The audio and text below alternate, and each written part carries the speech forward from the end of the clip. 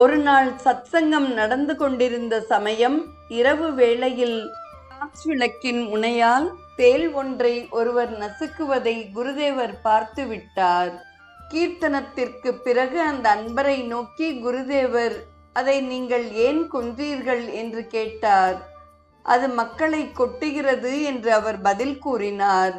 ஒரு தேளை கொன்றதனால் உலகத்தில் நீங்கள் தேளே இல்லாமல் ஆக்கிவிட்டீர்களா? கோடிக்கணக்கான மக்களை நீங்கள் தேள்கடியிலிருந்து காப்பாற்றி விட்டீர்களா? அதை கொல்ல உங்களுக்கு ஒரு சில வினாடிகளே ஆயிற்று.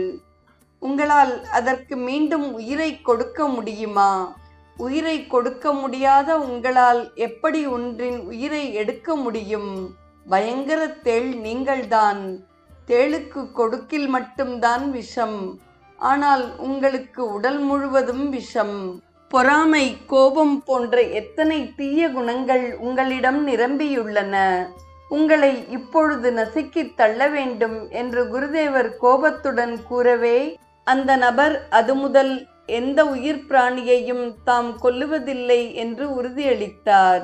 இறக்கும் நிலையில் இருந்த ஒரு காளை, தலையில் புண்ணுடன் அவதிப்பட்ட நாய், குரங்கால் கடிக்கப்பட்ட காக்கை அனைத்தும் குருதேவரின் அன்புக்கும் அரவணைப்புக்கும் இலக்காயின.